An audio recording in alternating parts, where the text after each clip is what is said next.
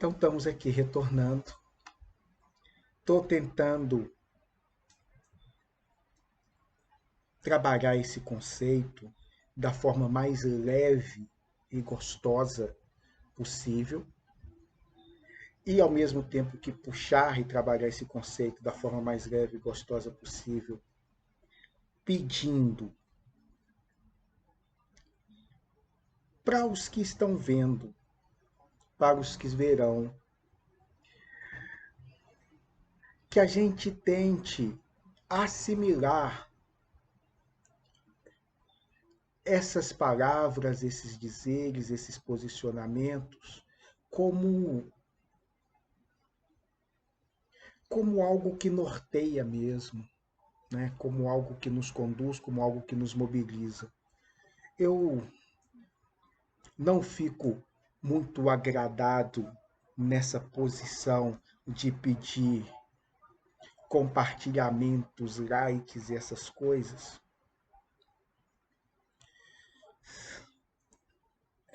mas esses vídeos anteriores, e esse também caminha na mesma direção, ele tem funções que transcendem a pessoalidade. E nesse aspecto,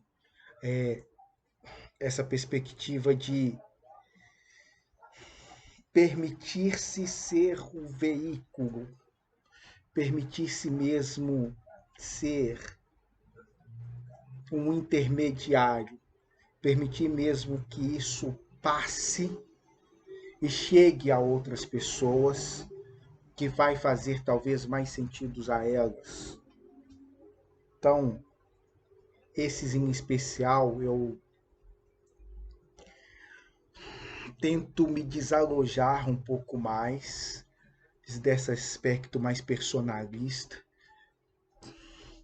para aumentar a, a opacidade para que isso transpasse por mim e chegue a mais pessoas, e que essas pessoas que a qual isso chegar não venham com dimensões messiânicas, gurulescas e similares, que é o que realmente sempre apavora, né?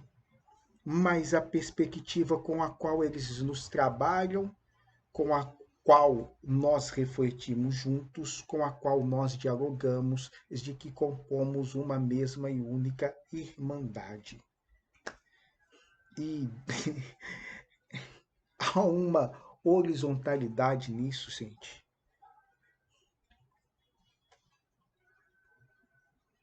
que não dá para entrar muito nessas hierarquizações, por vezes altamente militares, né? A gente enxerga esses esquemas como comandos, o comandante da frota, o general dos exércitos, e aí se ajoelha. E, enfim, essa parte eu tenho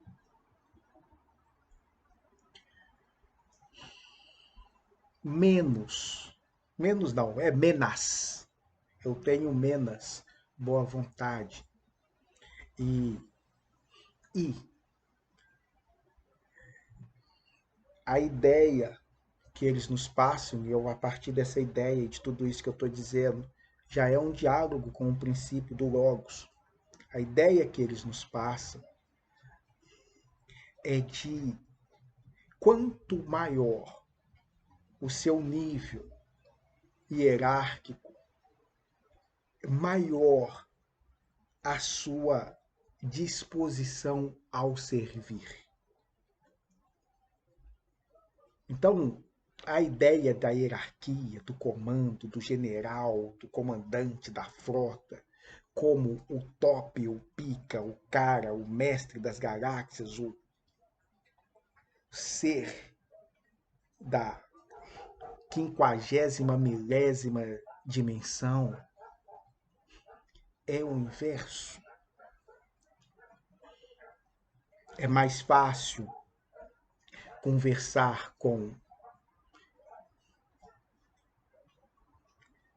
Saint-Germain, com Jesus, do que com muitos de nós, canalizadores, conectados. É muito mais fácil conversar com os caras, mas muito mais, infinitamente mais.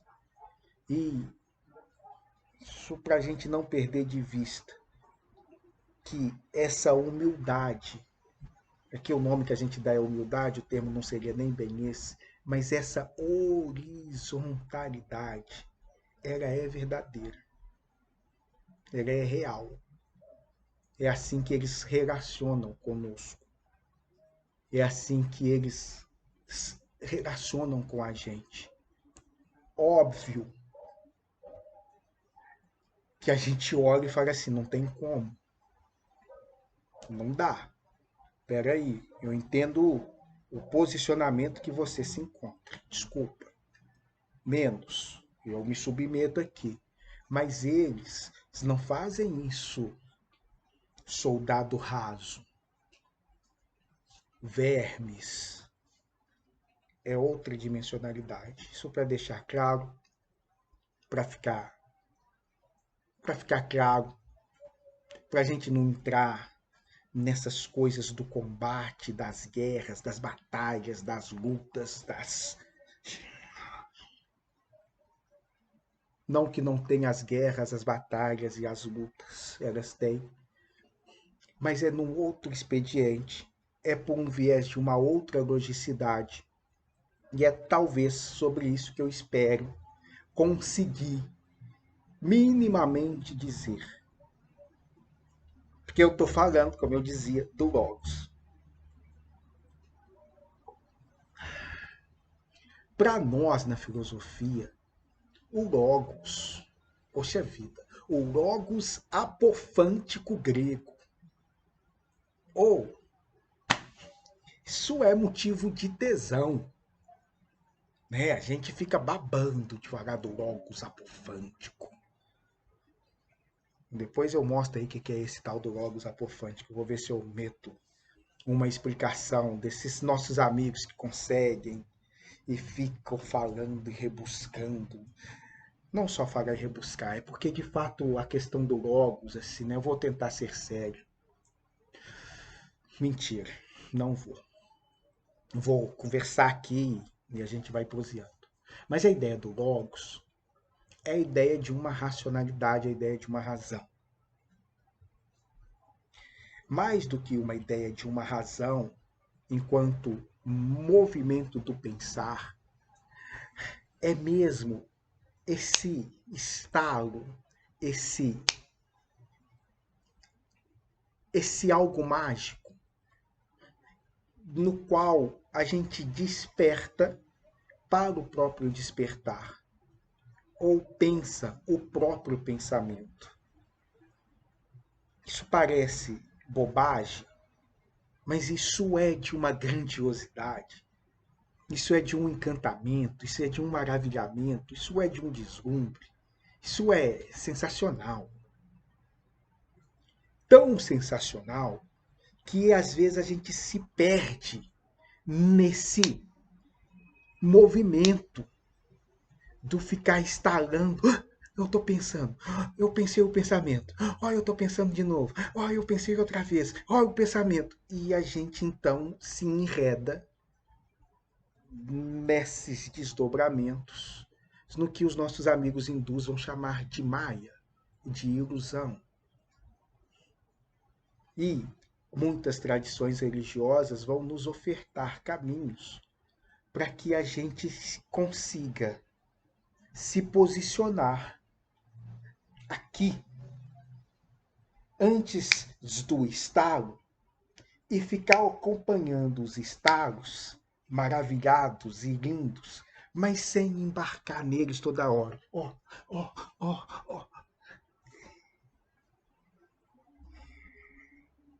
A gente conseguir perceber o encantamento e o maravilhamento disso, que é sensacional, mas não se permitir também, mas não se confundir com isso.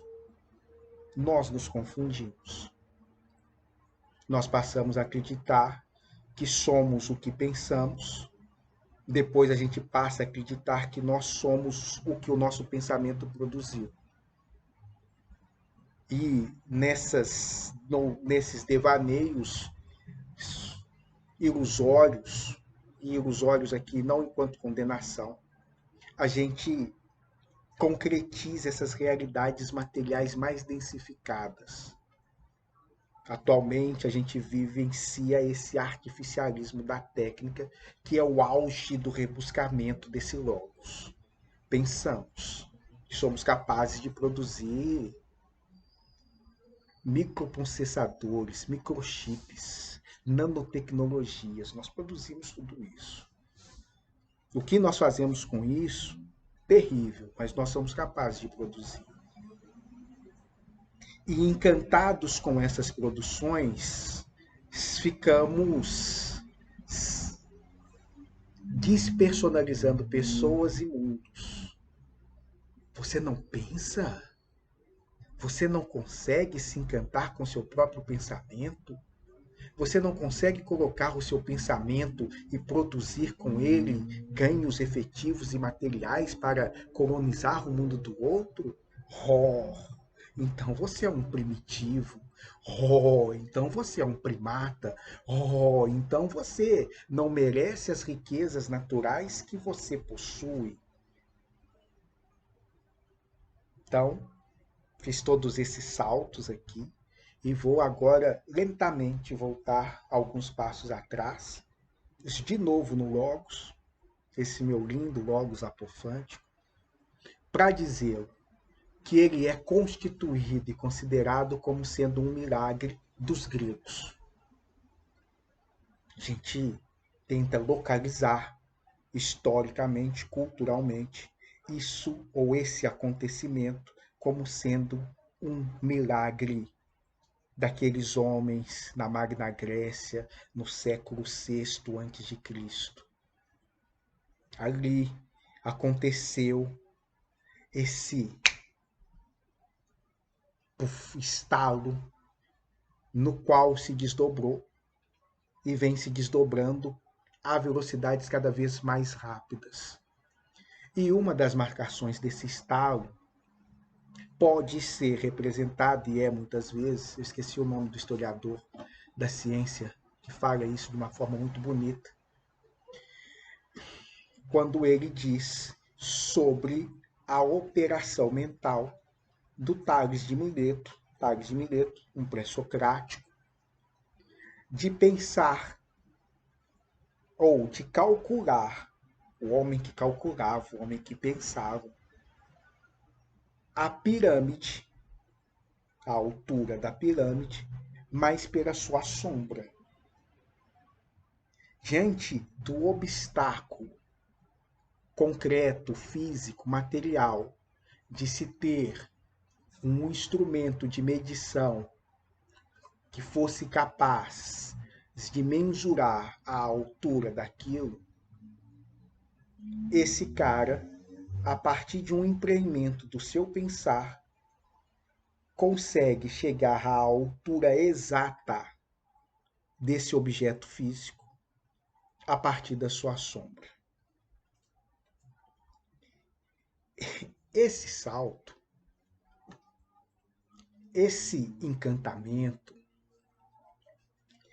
é o que a gente está aqui considerando e vai considerar como logos, a capacidade de pensar o próprio pensamento, a capacidade de buscar racionalmente as consequências e as considerações daquilo que projetei, daquilo que imaginei, daquilo que especulei. Isso é lindo. Isso é fantástico. Isso é maravilhoso. Poxa vida. Isso é apofântico. Desculpa. Massa. O que esquecemos da operação é que antes as pirâmides já estavam lá. E esse experimento, Então já tinha sido feito por alguém. O que esquecemos é que desde Tales, passando por Pitágoras, passando pelo Orfismo, chegando a Platão, todos esses caras beberam no Egito. Todos esses caras estiveram muito próximo de uma filosofia africana que fazia esses mesmos movimentos, mas que considerava o logos apofântico nessa sua manifestação, tal qual as outras grandes culturas primitivas, tidas assim, pensariam. Gente, isso daí é uma bobagem do pensamento. Isso é muito bonito, isso é muito legal, mas a questão não é essa, a questão que estaria por detrás disso. Para aqui e volto. Tales, então, instaura, segundo a nossa tradição filosófica ocidental, uma forma de pensar linda, maravilhosa que nós seguimos. Né? As relações sombra e realidade, alegoria da caverna, pitagorismo, tudo vão se desdobrar daí. Os ritos órficos, de uma certa maneira, se desdobram daí. Mas tudo isso eu vou insistir, sendo uma pálida, mas uma pálida exposição do verdadeiro logos, o princípio mesmo.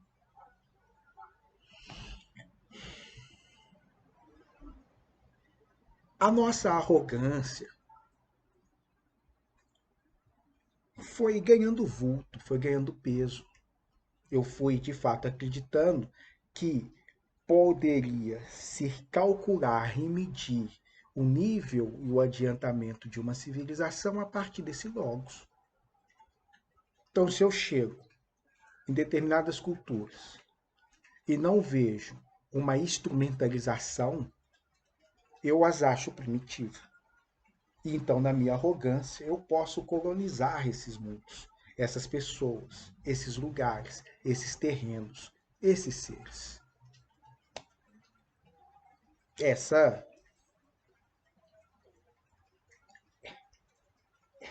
essa foi a marcha, em certo sentido, em direção desse logos, como a gente a empreendeu. O que mais tarde nós vamos chamar de razão instrumental. Uma racionalidade instrumentalizada. O meu pensar é mais do que um fazer, ele é um dominar. E um dominar que vai desde a natureza até o mundo do outro.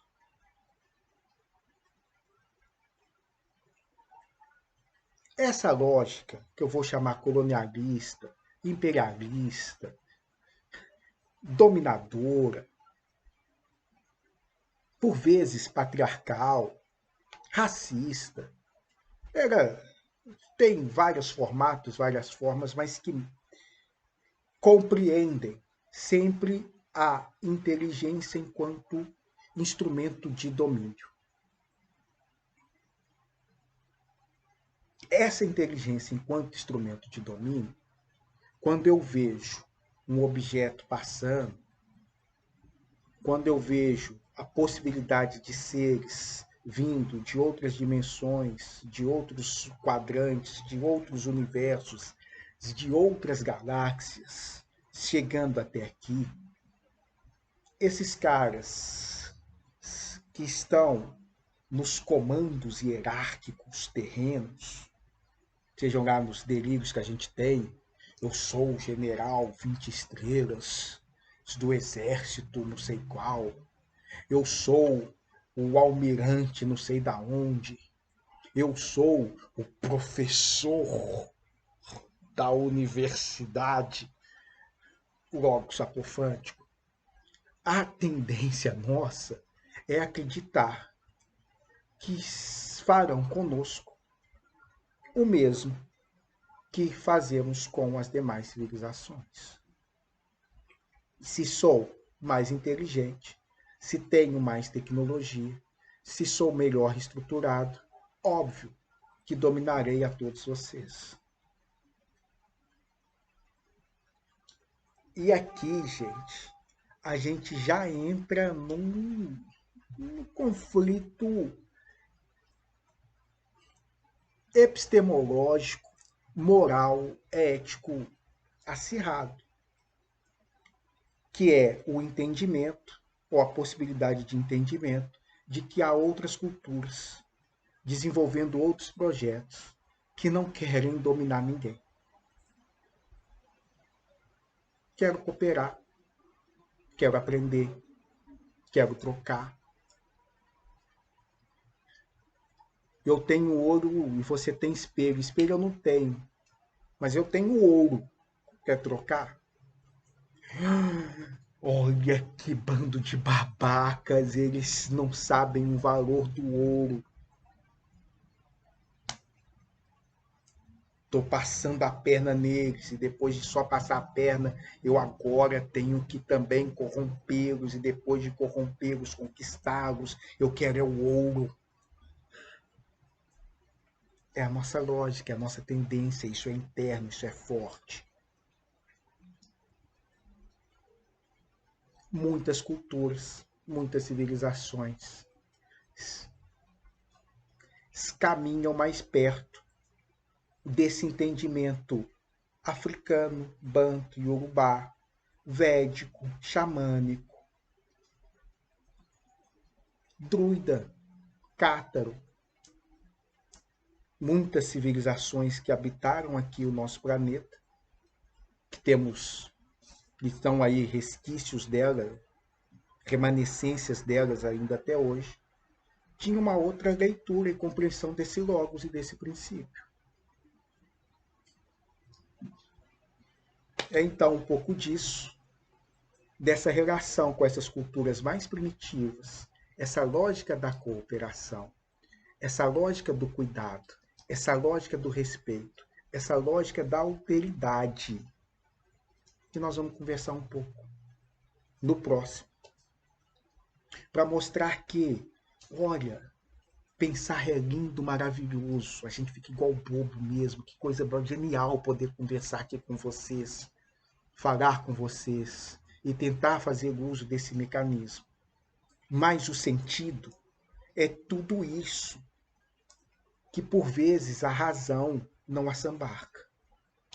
Estou aqui tentando transformar em linguagem uma parte na qual o que eu disser não comporta e não compreende. É a nossa saga desde o início do lado feminino que aqui entra no seu no seu no seu ponto mais emblemático nessa organização sistêmica, sideral que os caras nos apresentam. Olha, nós vamos falar desse princípio. Ótimo, vamos falar dele. Mas o falar sobre o princípio não é o princípio. O apontar sobre o princípio ainda não é o princípio. O falar sobre o Logos Solaris não é o Logos Solaris. Então podemos passar teologicamente eras divagando e discutindo sobre isso. E fizemos e fazemos guerra e lutamos e brigamos. É desse jeito, é por esse ângulo, é por aqui. E ainda assim não compreendermos. Porque a compreensão do Logos está está.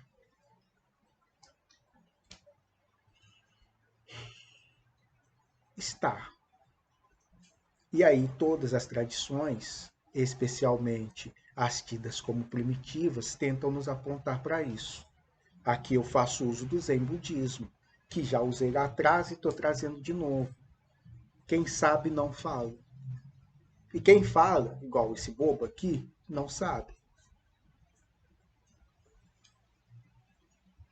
Vamos então prosear um pouco sobre esse não saber, para que a gente tente assimilar a ideia de que quando os caras virem e vierem nos falar desse princípio, eles não estão falando de um verbo, E verbo aqui nessa corruptela que nós damos. Eles estão falando de um logos.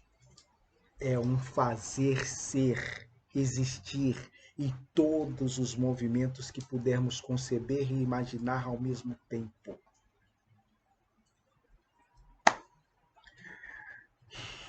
Vem comigo, aperta aí, divulga esse. Mentira, divulga? Esse ainda não. Esse não precisa não. Esse não precisa não. Aperta aí o próximo. Vamos ver como é que vai ser. Beijos aí.